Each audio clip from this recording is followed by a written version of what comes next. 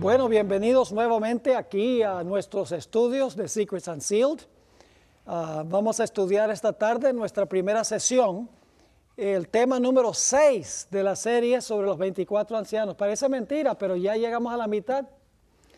Ya después de este tema vamos a entrar a estudiar sobre los 144,000 en los últimos 6 temas. Es un poco corto, la escuela de Ancla en español lo hacemos más corto porque encontramos que los hispanos es más difícil escaparse una semana completa. Por esa razón empezamos jueves en la noche y terminamos domingo a mediodía. Pero tal vez en un futuro algunos se animen a venir una semana completa, empezando un lunes y terminando el sábado en la tarde. ¿Le estarían interesados en algo así? ¿Sí vendrían de Guatemala? Ah, bueno. Ok, amén. Eso ya está en cámara, todo, así que están comprometidos. Amén, amén, hasta de Cuba. Bueno, vamos entonces al estudio número 6 y queremos empezar, vamos a seguir más o menos lo que tienen en el sílabo, el orden en que se encuentra allí. Vamos a tratar de cubrirlo todo dentro del periodo que tenemos, que es un poco menos de una hora. Isaías, el capítulo 24 al 27, se conoce como el pequeño Apocalipsis del Antiguo Testamento. Y la razón es que hay muchos elementos en estos capítulos que son afines con lo que encontramos en el libro de Apocalipsis. Ahora, lo que queremos estudiar especialmente esta tarde es Isaías 24 y los versículos 21 al 23. Pero necesitamos un poquito de contexto, marco histórico. Así que vamos a empezar en Isaías 24 y los versículos 1 al 4 para ver qué ocasión se está describiendo en Isaías 24. Dice allí en el versículo 1, «He aquí que Jehová vacía la tierra y la desnuda y trastorna su faz y hace esparcir sus moradores. Y sucederá así como el pueblo, también el sacerdote, como al siervo, así a su amo, como a la criada, a su ama, como al que compra, al que vende, como al que presta, al que toma prestado, como al que da al logro, así al que lo recibe».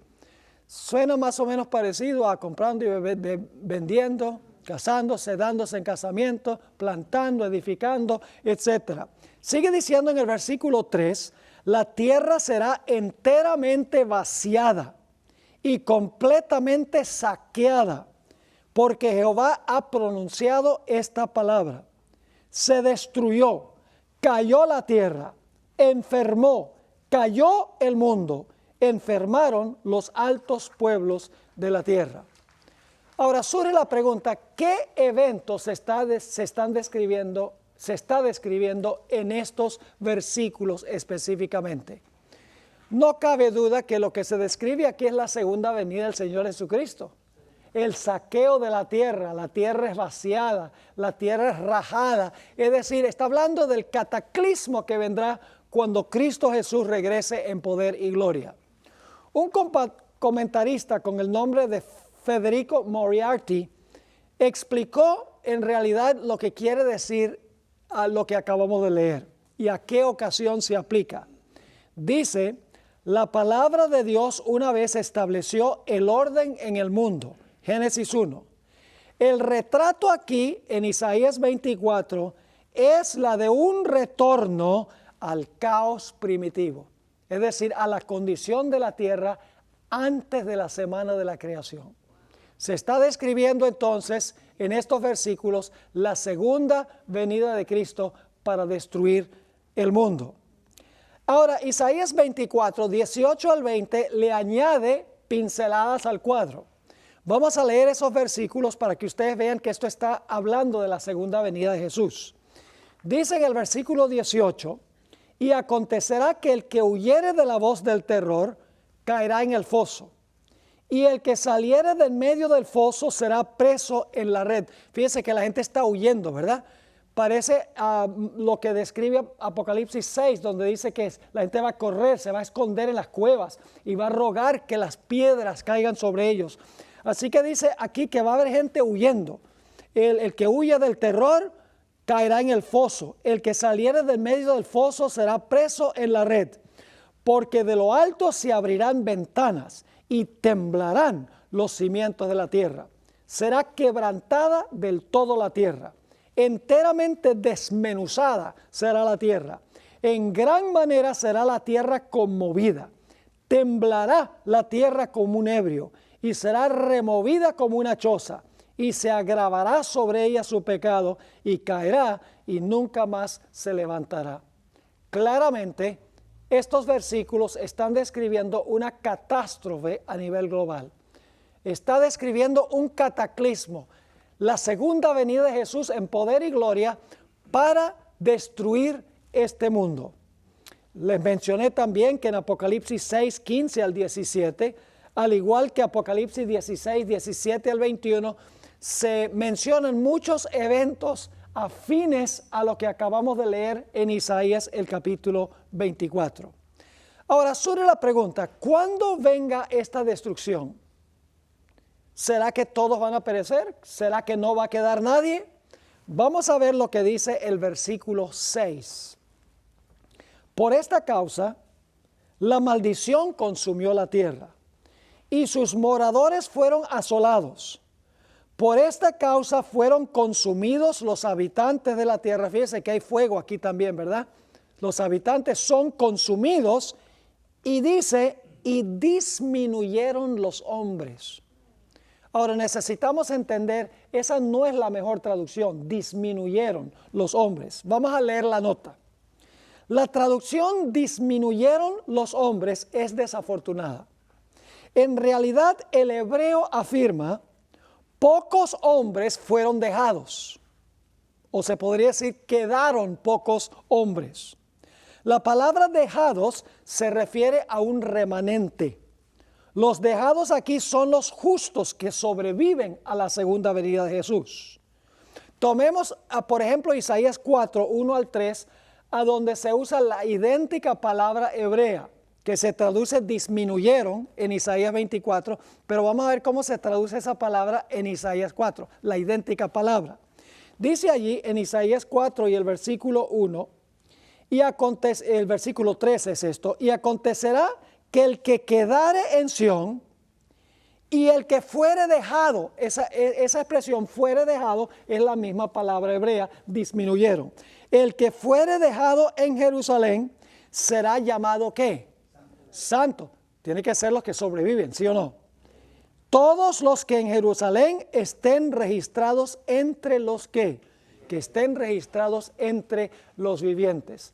Es decir, cuando venga esta destrucción, van a disminuir los seres humanos en la tierra y solo va a quedar o solo van a ser dejados un pequeño grupo, el remanente que será salvo. Ahora queremos notar otro texto que usa la misma palabra disminuyeron o la misma palabra que se usó en Isaías 4, fuere dejado. En realidad tenemos en Génesis el capítulo 7, 22 y 23 una descripción de lo que sucedió en los días de Noé, en el diluvio. Leo ahora Génesis 7, 22 y 23. Todo lo que tenía aliento de espíritu de vida en sus narices, todo lo que había en la tierra murió. Así fue destruido todo ser que vivía sobre la faz de la tierra, desde el hombre hasta la bestia, los reptiles y las aves del cielo.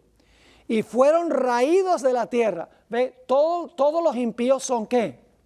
Destruidos. Pero noten ahora lo que dice. Y quedó solamente Noé y los que con él estaban en el arca. Esa palabra quedó es la misma palabra disminuyeron y es la misma palabra que se traduce fuere dejado. En otras palabras, cuando venga la destrucción, ¿quiénes son los únicos que van a quedar cuando se disminuya el número de los habitantes de la tierra? solo va a quedar el remanente fiel. Son los que son dejados vivos cuando venga esta destrucción. Esto nos ayuda a entender un poco un texto que encontramos en Mateo, el capítulo 24 y el versículo 40 y 41, a donde dice que cuando Cristo venga, uno será tomado y el otro será dejado. Generalmente los evangélicos dicen, bueno, el que es tomado se va para el cielo y el que es dejado se queda aquí en el planeta. Pero a la luz del uso de las palabras, el que es dejado cuando Cristo venga es el que queda con vida, es el remanente fiel. Y el que es tomado es el que es destruido. Uno puede demostrar eso con el uso de palabras en la Sagrada Escritura. Es decir, el que queda, el que es dejado, se salva porque es el remanente fiel, y el que es tomado por destrucción, por así decirlo. Ahora, en 1 de Pedro 3:20 nos dice cuál fue la disminución en los días de Noé.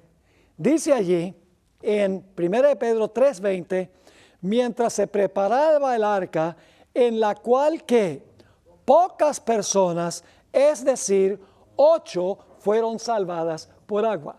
Se disminuyeron los hombres hasta quedar solamente ¿cuántos? Hasta quedar 8 personas. Esos fueron los que quedaron, fueron los que fueron dejados. Es decir, cuando Isaías 24 y el versículo 6 dice allí, disminuyeron los hombres o fueron dejados pocos hombres cuando venga la destrucción, esos son los que se van a salvar. Así que tenemos en Isaías el capítulo 24 una descripción de la gloriosa venida de Jesús para dejar vivos a los que son fieles y para destruir a todos los demás. Pero ahora queremos estudiar empezando en el versículo 21. Isaías 24 y el versículo 21.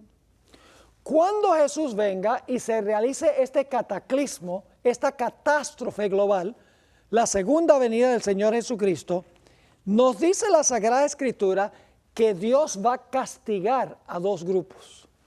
Noten lo que dice el versículo 21 de Isaías 24. Acontecerá en aquel día, ¿cuál día se ha estado describiendo? El día cuando la tierra va a ser vaciada, cuando va a ser destruida, cuando va a ser saqueada, la segunda venida. Dice, acontecerá en aquel día que Jehová castigará al ejército de los cielos en lo alto. ¿Cuál es el primer grupo que va a ser castigado? El ejército de los cielos en lo alto, pero hay otro grupo. Y los reyes de la tierra sobre la tierra. Hay un grupo celestial y un grupo terrenal que va a ser castigado cuando Jesús venga. Me gusta la forma como reza la Nueva Versión Internacional. Dice, en aquel día el Señor castigará a los poderes celestiales en el cielo y a los reyes terrenales en la tierra. Hay un grupo celestial que va a ser castigado y hay un grupo terrenal que va a ser castigado cuando el Señor Jesucristo venga a destruir este mundo. Ahora, ¿quiénes son los seres celestiales que van a ser castigados cuando Jesús venga? Vamos a Efesios 6 y el versículo 12. Ya veo que algunos de ustedes se dan cuenta para dónde vamos con esto. Efesios 6 y el versículo 12. Vamos a ver quiénes son los poderes celestiales. Dice, porque no tenemos lucha contra sangre y carne. ¿Quiénes serían esos, sangre y carne? Seres humanos, ¿verdad? No tenemos luchas contra sangre y carne, sino contra principados, contra potestades, contra los gobernantes de las tinieblas de este siglo, contra huestes espirituales de maldad, ¿dónde? En las regiones, ¿qué? En las regiones celestiales. ¿Quiénes son esos que se describen aquí como principados, potestades, gobernadores de las tinieblas y huestes espirituales en las regiones celestiales? ¿A quiénes se refiere eso? Se refiere a Satanás y sus ángeles. No tenemos lucha contra sangre y carne, contra seres humanos, sino que tenemos lucha contra poderes mucho mayores que esos. Vamos a leer la nota que tiene información muy valiosa. En las Escrituras, las huestes celestiales son ángeles.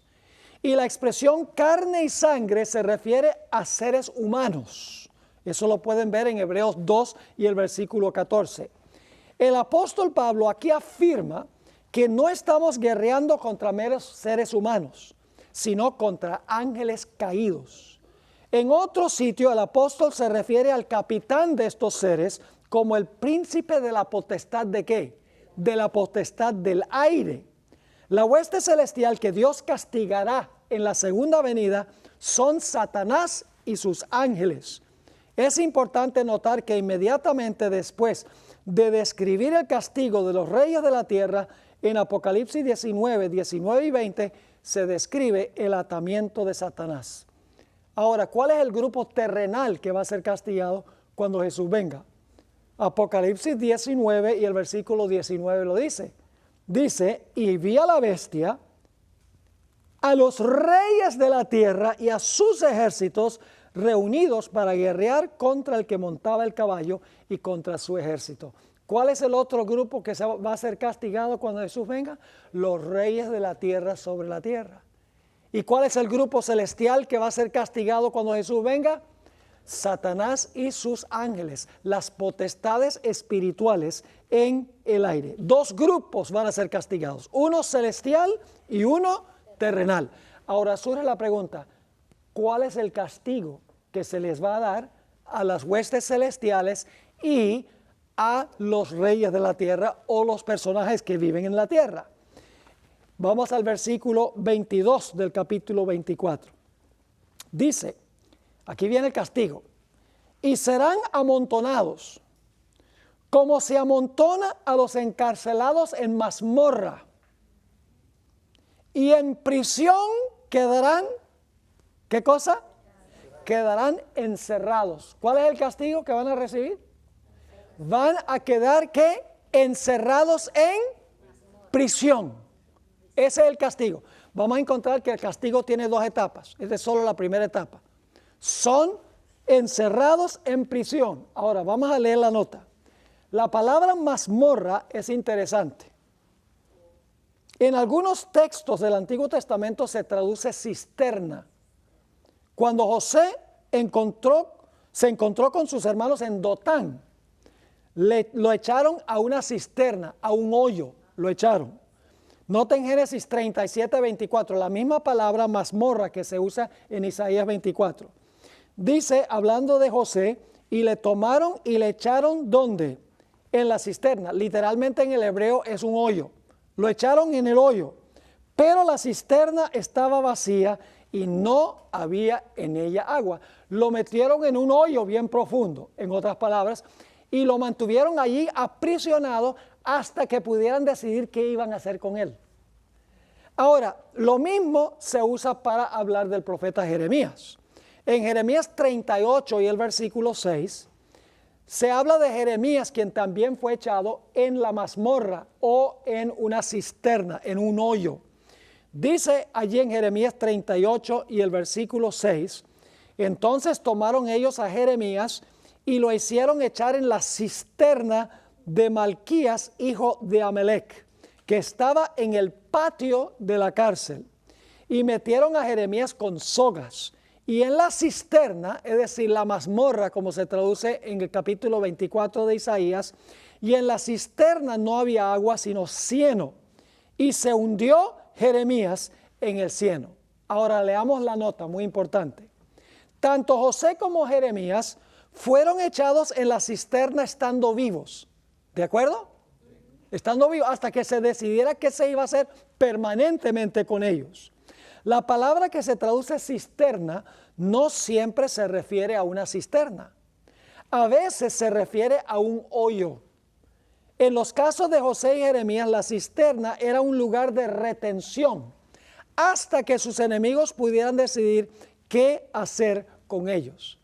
Es decir, esta palabra mazmorra se puede usar para describir personas que son colocadas en un hoyo hasta que se decida qué va a suceder con ellos permanentemente.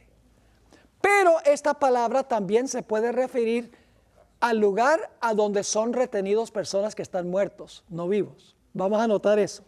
Isaías 38 y el versículo 18. Aquí la palabra esta, mazmorra, se traduce sepulcro. Es el lugar a donde se retienen a los muertos, encarcelados por la muerte. Dice, porque el Seol no te exaltará, ni te alabará la ¿qué?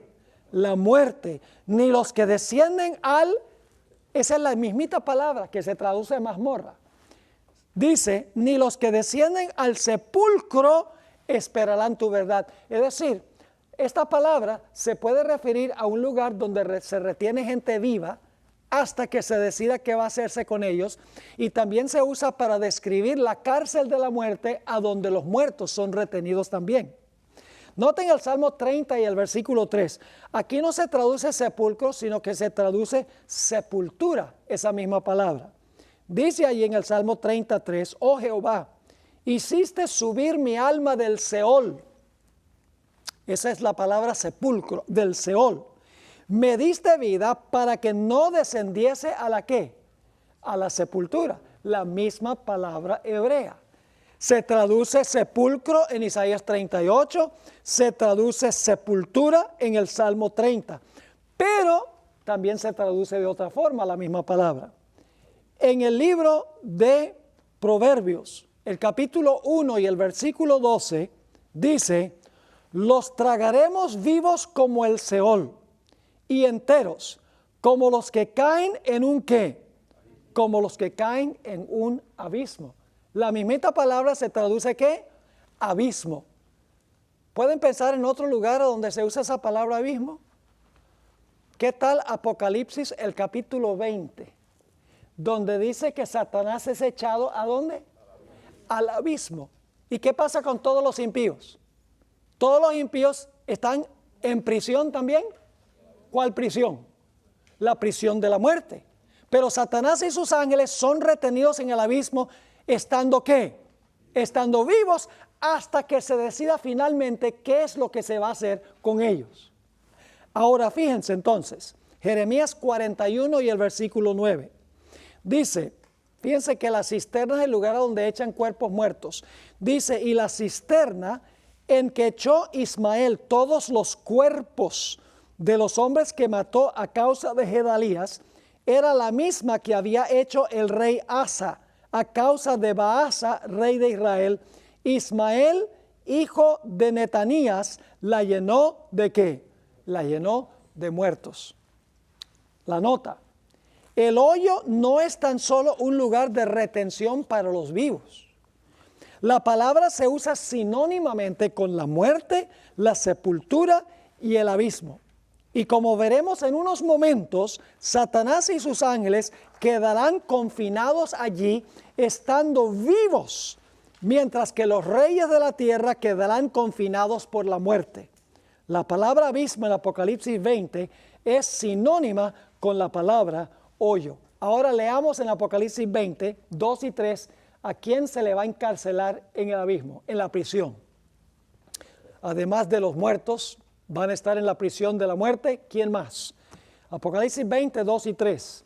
Y prendió al dragón, la serpiente antigua, que es el diablo y Satanás, y lo ató por 1000 años. Y lo arrojó ¿a dónde?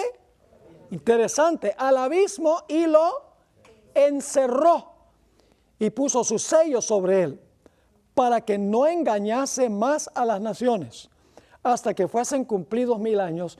Y después de esto debe ser ¿qué? Desatado por un poco de tiempo. Así que ¿quién es el que va a ser atado estando vivo en el abismo? Satanás. Y además de eso, sus ángeles. Porque dice los poderes celestiales, plural. Isaías nos dice que todos, el libro de Apocalipsis dice que Satanás, porque él es el originador y el instigador del pecado. Ahora, noten Apocalipsis 25, lo que pasa con los que murieron. Ellos permanecerán encarcelados por el sepulcro o por la muerte por 1000 años. Porque dice en Apocalipsis 25, pero los otros muertos, es decir, los impíos, los otros muertos no tornaron a vivir hasta que se cumplieran los 1000 años. ¿Está la idea del milenio en otras partes de la Biblia fuera de Apocalipsis 20? Sí, claro. Ahora surge la pregunta, ¿Por cuánto tiempo van a quedar encerrados allí en el abismo? ¿Por cuánto tiempo van a estar los muertos encerrados por el sepulcro en prisión de la muerte y Satanás y sus ángeles en la prisión del abismo aquí en el planeta? ¿Por cuánto tiempo van a estar? Apocalipsis dice 1000 años, pero noten cómo lo expresa Isaías. Isaías el capítulo 24 y el versículo 22. Y quiero que leamos Apocalipsis 24, 22, la primera parte y luego entonces la segunda, que es donde me quiero enfocar. La primera parte del versículo 22 dice, y serán amontonados como se amontona a los encarcelados en mazmorra, y en prisión quedarán encerrados, y ahora escuchen, y serán castigados, ¿qué? Después de muchos días. ¿Cuántas etapas?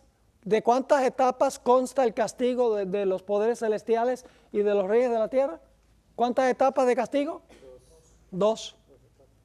La primera etapa es cuando Cristo viene, se destruye la tierra y son echados en la prisión o en la mazmorra. Pasan muchos días y después de los muchos días son ¿qué? Son castigados. ¿Cuántas etapas tiene el castigo? Dos. La primera etapa es cuando son encarcelados y la segunda etapa es cuando son castigados después de los muchos días. Ahora le pregunto, ¿cuánto tiempo son los muchos días? Los muchos días son ¿qué? 1000 años. Ahora escuchen lo que voy a decir. Algunas personas dicen, ustedes los adventistas son muy inconsecuentes en su forma de interpretar la Biblia. Porque ustedes dicen que los periodos de tiempo en las profecías hay que interpretarlos simbólicamente. Es decir, 1260 días son años. Tiempo, la mitad de tiempo, años. 2300 días son años. Pero ¿por qué no hacen lo mismo con los 1000 años? Porque no dicen que la expresión 1000 años también es simbólico. La razón es muy sencilla. La Biblia aplica el principio. Porque en Isaías dice que serán encerrados por muchos días, mientras que Apocalipsis dice 1000 años. Los días equivalen a años. Cuando uno compara los dos textos. ¿Me están entendiendo lo que estoy diciendo? Ahora, fíjense, el castigo final de los impíos no es cuando Cristo venga. Satanás será encarcelado, los impíos morirán, pero ese no es el castigo. Esa es la primera etapa de su castigo. Son echados en prisión. Pero después de muchos días viene el castigo final. Apocalipsis 20 y el versículo 7 al 9 dice, cuando los 1000 años se cumplan, Satanás será suelto de su ¿qué? Esa palabra estaba en Isaías 24, la mismita palabra. Dice, Satanás será suelto de su prisión. ¿Qué significa que será suelto de su prisión? ¿Cómo es que Satanás es suelto de su prisión? Muy sencillo.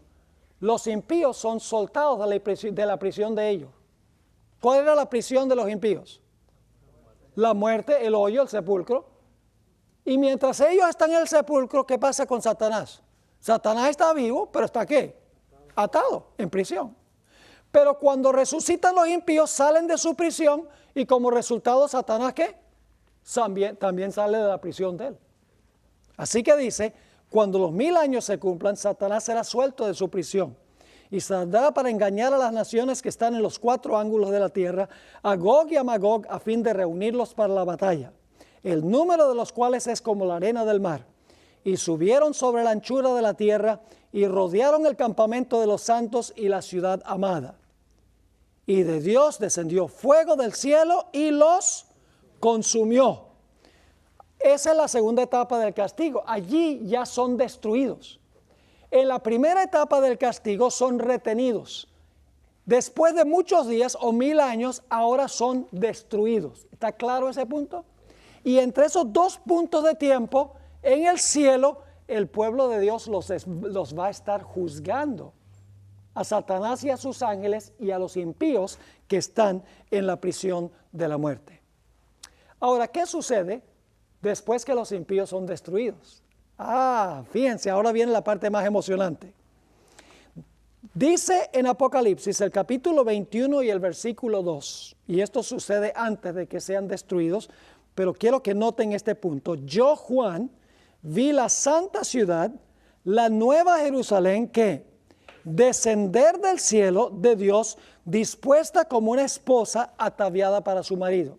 Es decir, después de los 1000 años, los impíos están afuera, la ciudad ha descendido a la tierra, los impíos se preparan para atacar la santa ciudad, una hermosa ciudad como una esposa ataviada para su marido. Ahora, lo interesante es que en la ciudad nos dice algo en cuanto al sol y la luna.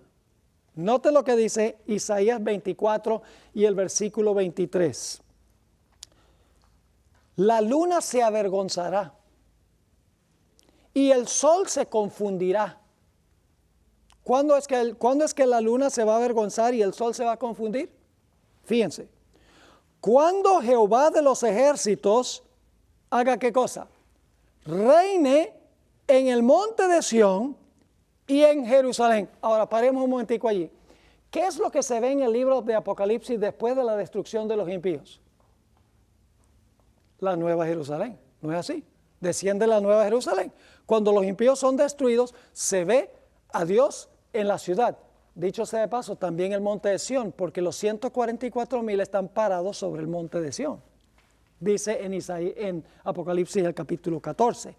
Así que desciende la nueva Jerusalén, los impíos son destruidos, y entonces dice, la luna se avergonzará y el sol se confundirá cuando Jehová de los ejércitos reine en el monte de Sión y en Jerusalén. Y ahora viene el detalle, posiblemente ustedes estaban pensando, bueno, ¿y dónde están los ancianos aquí? Aquí están.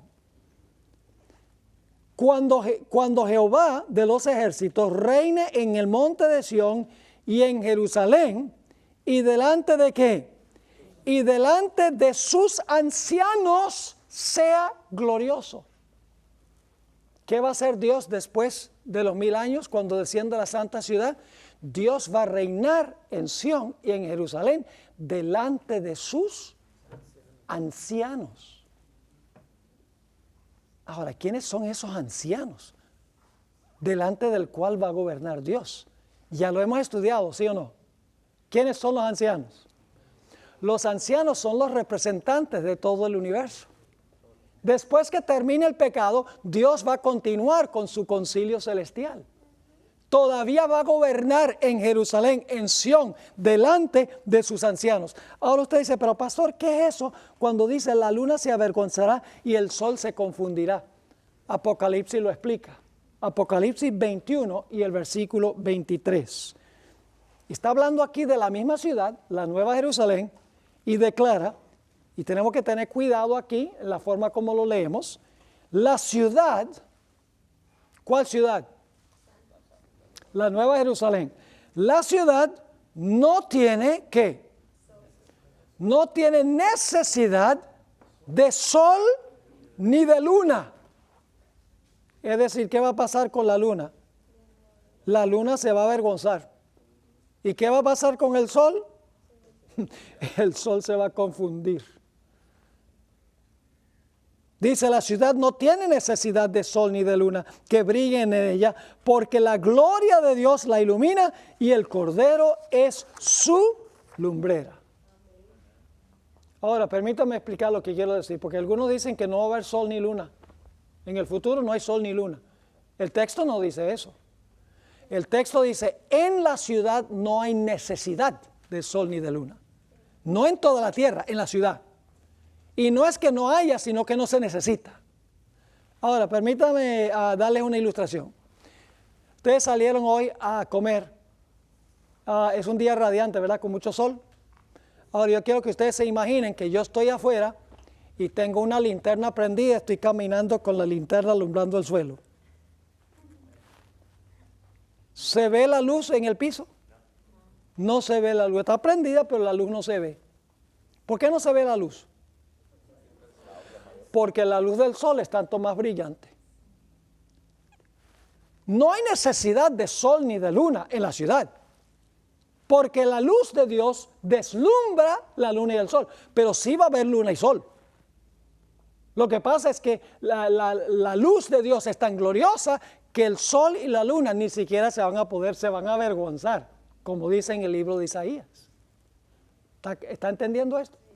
En la ciudad no hay necesidad de sol ni de luna. Y sí va a haber sol y luna, mi pueblo.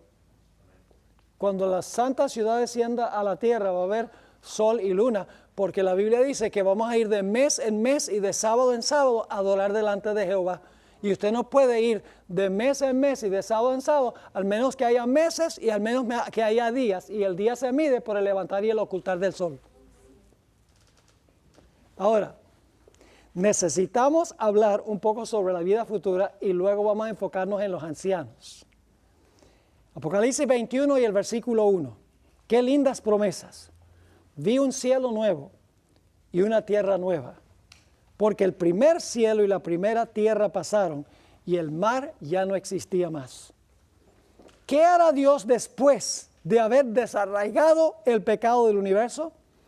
Ah, qué linda promesa. Apocalipsis 21:4.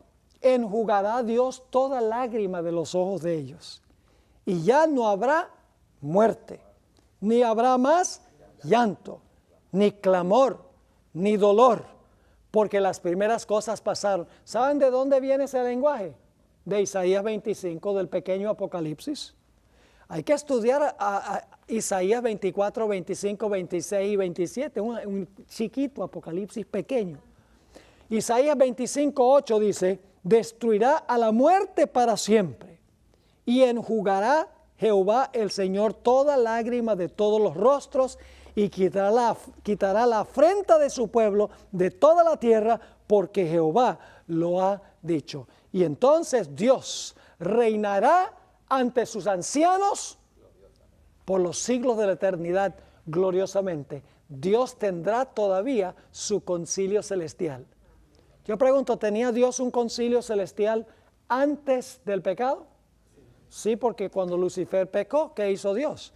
Dios convocó el concilio celestial para ver qué se iba a hacer con este personaje. Dios siempre ha operado el universo de esta manera desde que creó a los ángeles. Dios tiene mundos y tiene representantes en esos mundos. Dios tiene un sistema de gobierno representativo.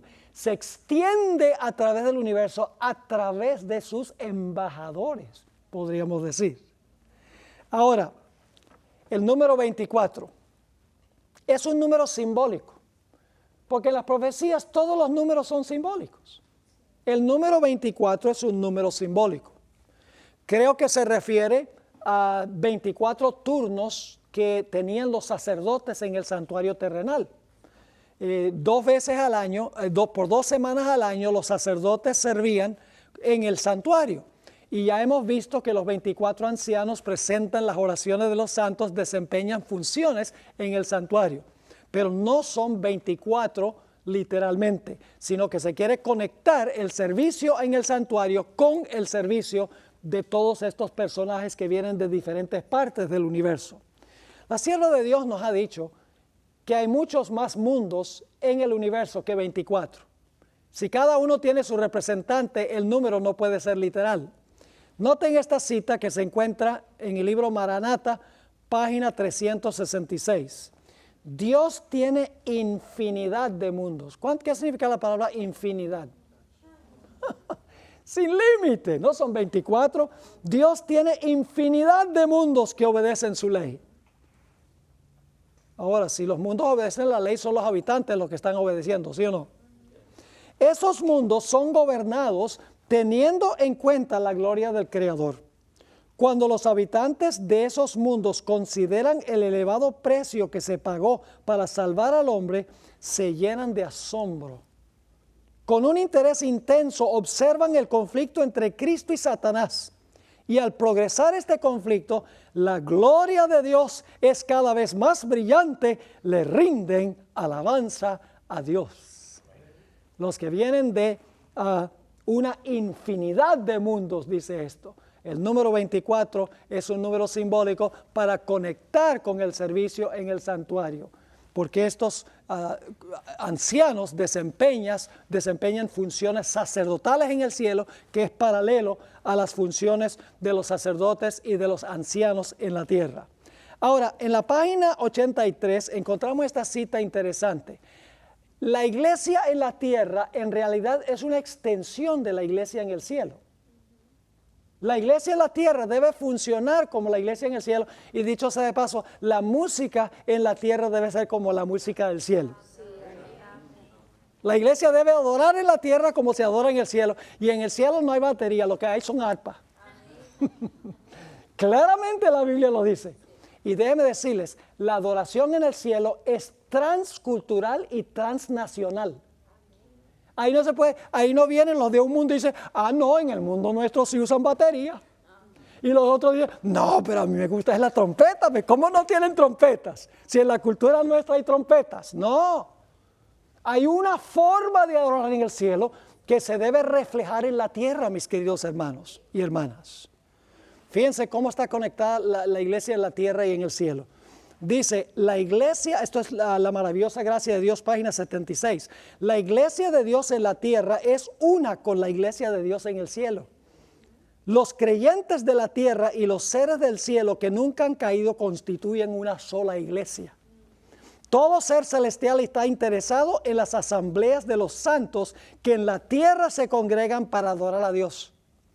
En el atrio interior del cielo escuchan el testimonio que dan los testigos de Cristo en el atrio exterior de la tierra. Y las alabanzas de los adoradores de este mundo hallan su complemento en la antifonía celestial. Y el loor y el regocijo repercuten por todos los atrios celestiales, porque Cristo no murió en vano por los caídos hijos de Adán. Mientras que los ángeles beben en el manantial principal, los santos de la tierra beben de los raudales puros que fluyen del trono y alegran la ciudad de nuestro Dios. En los lugares celestiales hay rangos, mis queridos hermanos y hermanas. Esta idea de que en la iglesia eso es igualitario. Todo el mundo puede tener todas las funciones, no hay ningún problema. Sí hay un problema muy grande. Porque Dios tiene diferentes niveles de líderes en el cielo. Hay Gabriel, que tomó el lugar de Lucifer. Están los querubines, están los serafines, están los ángeles de alto mando, los ángeles fuertes, los ángeles más elevados. En Colosenses 1:16 se mencionan varios de esos diferentes rangos. Dice, porque en Él, es decir, en Jesús, fueron creadas todas las cosas, las que hay en los cielos y las que hay en la tierra, visibles e invisibles, sean tronos, sean dominios, sean principados, sean potestades. Todo fue creado por medio de Él y para Él. Y en el deseo de todas las gentes, página 773, la sierva del Señor dice, con gozo inefable, los principados y las potestades reconocen la supremacía del príncipe de la vida. ¿Saben ustedes que Satanás, como él estuvo en el cielo, él sabe cómo Dios tiene su organización y el diablo se organiza igualito? Si tuviéramos más que 12 horas, dedicaría una hora para presentar un tema que se titula Los concilios de Satanás. Cada vez que Satanás va a hacer algo importante en esta tierra, la hermana White dice que reúne su concilio. Sus representantes en diferentes sitios los reúne y dice, a ver, ¿cómo vamos a hacer este asunto? ¿De dónde sacó Satanás tal idea? Él estuvo en el cielo, dice, pues si funciona allá, vamos a implementarlo.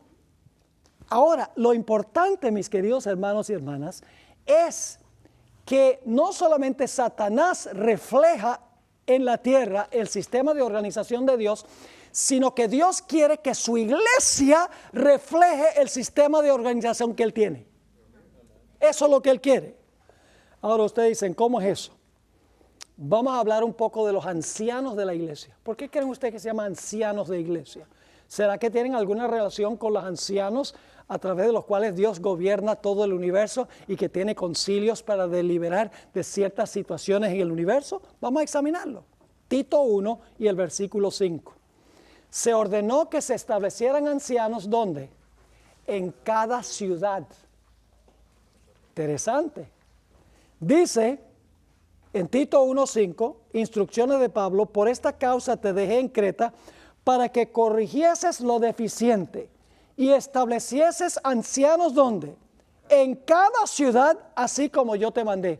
Yo pregunto, ¿en el cielo cada mundo tiene su anciano o su representante? Sí. En la tierra, el apóstol Pablo dice también cada iglesia tiene que tener su ¿qué? Tiene que tener su representante. Yo pregunto, ¿los ancianos gobiernan? ¿Son gobernantes los ancianos? Sí, Señor. Note lo que dice en Números 11, 16 y 17. Los ancianos que estableció Moisés. Entonces Jehová dijo a Moisés: reúneme 70 varones de los ancianos de Israel, que tú sabes que son ancianos del pueblo, y sus principales, y tráelos a la puerta del tabernáculo de reunión y esperen allí contigo. Y yo descenderé y hablaré allí contigo, y tomaré del espíritu que está en ti, y pondré en ellos, y llevarán contigo la carga del pueblo, y no la llevarás tú solo. La hermana White dice que los 24 ancianos eran representantes de todas las tribus que se reunían para deliberar de problemas que existían en la congregación del pueblo de Israel. Había un concilio en Israel de ancianos. En el libro Hechos de los Apóstoles, página 77, la hermana White habla de los ancianos en Israel y dice que se aplica a los ancianos en el Nuevo Testamento. Dice allí, más tarde, al escoger 70 ancianos para que compartieran con él las responsabilidades de ¿qué? De liderazgo, Moisés tuvo cuidado de escoger como ayudantes suyos hombres de dignidad, de sano juicio y de experiencia. En su encargo a estos ancianos, en ocasión de su ordenación, los ancianos fueron ¿qué? Ordenados, expuso algunas de las cualidades que capacitan a un hombre para ser un ¿qué? Un sabio gobernante de la iglesia. ¿Los ancianos gobiernan? ¿Hay ancianos en todas las regiones? Sí. Son de todas las regiones y gobiernan. Fíjense 1 Timoteo, el capítulo 5 y el versículo 17. Claramente la Biblia dice que gobiernan. Yo pregunto, ¿los representantes de los mundos gobiernan? ¿Vienen de diferentes regiones? Claro que sí. Noten, 1 Timoteo 5, 17. Los ancianos, y el contexto está hablando de la iglesia, que gobiernan bien, ¿que qué? Que gobiernan bien, sean tenidos por dignos de doble honor. ¿Se debe honrar en forma especial a los ancianos? ¿Dios honra en forma especial a los ancianos celestiales? Ya tiene una posición muy especial. Así que dice, sean tenidos por dignos de doble honor, mayormente los que trabajan en predicar y ¿qué? Y enseñar. Ahora, ¿saben algo interesante? Hoy en día, la discusión sobre la ordenación de la mujer, algunos de los que están a favor de ordenar mujeres, ustedes saben que yo tenía que incluir esto en por lo menos una presentación. Dicen, mire, estamos dispuestos de aceptar la idea de que un líder espiritual en el hogar debe ser hombre. Sí, debe ser el papá. El hombre debe gobernar en la casa. Pero eso no se aplica en la iglesia. Dice, en la iglesia cualquiera puede ser, no tiene que ser el varón. Eso contradice lo que dice la Biblia. 1 Timoteo 3 y el versículo 4 y 5 dice que el anciano debe ser uno que gobierne ¿qué? Bien su casa. ¿Que qué? Que gobierne bien su casa. Que tenga a sus hijos en sujeción, porque él es el que está gobernando, con toda honestidad. Y luego dice, pues el que no sabe gobernar su propia casa, ¿cómo cuidará de la iglesia de Dios? Ser un gobernante sabio en la casa es una condición para ser un gobernante sabio en la iglesia. Mis queridos hermanos y hermanas, ese es el patrón de Dios. Puede ser que nosotros queramos cambiarlo y variarlo y decir que nuestra cultura no se aplica, pero mis queridos hermanos y hermanas, se aplica, es universal. Ahora yo pregunto, ¿los ancianos también en la época de los apóstoles se reunían en concilio para deliberar sobre asuntos? Noten Hechos el capítulo 15 y el versículo 6. Está hablando del concilio de Jerusalén. Dice, y se reunieron los apóstoles y los ¿qué? Y los ancianos para conocer de este asunto, el asunto de la circuncisión. Había división en todas las iglesias. Y por lo tanto había que decidir si los gentiles tenían que circuncidarse o no. ¿Cómo se iba a resolver este problema? Bueno, Pedro tenía que decir, así mando yo y ya. No. Yo pregunto, cuando hay algún problema a nivel universal, Dios podría decir, yo conozco todas las cosas y así va a ser, y a mí no me interesa lo que piense nadie. ¿Dios podría hacer eso? Hipotéticamente podría, pero Dios no obra así. ¿Qué hace Dios? Dios dice, mira, este es un problema, el problema de Lucifer es un problema universal, afecta a todo el universo. Entonces dice, vengan los delegados de todo el universo. Eso fue lo que pasó en el libro de Job. Y ahora vienen todos los ancianos de todos los rincones, como en la conferencia general se van a reunir todos los representantes, vienen y deliberan sobre el problema para llegar a una solución. Hechos 16, 4 y 5, al pasar por las ciudades, les entregaban las ordenanzas que habían acordado los apóstoles y los ancianos que estaban en Jerusalén. Se tomó la decisión y ahora llegó a ser ley para todos los lugares, para que las guardasen. Así que las iglesias eran ¿qué? Confirmadas en la fe y aumentaban en número cada día, porque el concilio de los ancianos había tomado la decisión. La hermana White en el libro Hechos de los Apóstoles, páginas 78 y 79, dijo esto. El orden mantenido en la primitiva iglesia cristiana la habilitó para seguir firmemente adelante como un bien disciplinado ejército revestido de la armadura de Dios. La iglesia debe funcionar como un ¿qué? Como un ejército. Yo pregunto, ¿en el cielo los ángeles funcionan como un ejército? Ojo, cada uno tiene su comandante, tiene divisiones. Lean lo que dice el Espíritu de Profecía. Sigue diciendo, aunque las compañías o grupos de fieles estaban esparcidos en un dilatado territorio, como hay mundos en todo el universo, eran todos miembros de un solo cuerpo y actuaban de concierto y en mutua armonía. Cuando se suscitaban disensiones, como pasó con Lucifer, en alguna iglesia local, como ocurrió después en Antioquía y en otras partes, y los fieles no lograban avenirse, no se consentía en que la cuestión dividiese a la iglesia, sino que se le sometía a un ¿qué? Ahí está. Un concilio general de todos los fieles, constituido ¿cuál es la palabra ahí? Por delegados de las diversas iglesias locales con los apóstoles y ancianos en funciones de gran responsabilidad. Así, por la concertada acción de todos, se desbarataban los esfuerzos que Satanás hacía para atacar a las iglesias aisladas y quedaban deshechos los planes de quebranto y destrucción que forjaba el enemigo. ¿Están captando la idea?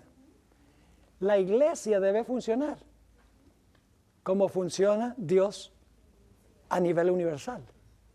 Ahora vamos a resumir cuál es el rol de los ancianos. Entonces, los ancianos eran gobernantes y supervisores de sus respectivas áreas geográficas. ¿Les quedó claro eso? Yo pregunto, ¿un anciano en Jerusalén podía gobernar en Antioquía? No. Era gobernante de su iglesia, el representante de su iglesia. Y cuando había un concilio, él iba representando a la iglesia. Así que los ancianos eran gobernantes y supervisores de sus respectivas áreas geográficas. En segundo lugar, los ancianos sirvieron como ¿qué? Como representantes de la región geográfica a donde ellos servían. Punto número 3. Asistían a un concilio como delegados de todos los rincones del imperio para deliberar sobre asuntos relacionados con el bienestar de la iglesia mundial. Punto número 5. Eran administradores de la región de donde venían. Y finalmente, mantenían a la iglesia encauzada y la protegían de movimientos heréticos. ¿Ustedes creen que en el cielo también los ancianos protegen a la iglesia celestial de movimientos heréticos? Ustedes recuerdan que leímos una cita de la hermana White, a donde la hermana White dice que no se pueden retirar del puesto donde Dios los ha colocado, porque si se retiran, estarían en peligro de caer bajo los sofismas del enemigo. Es decir, una de las funciones de los ancianos en la economía celestial es proteger al cielo de las artimañas de Satanás.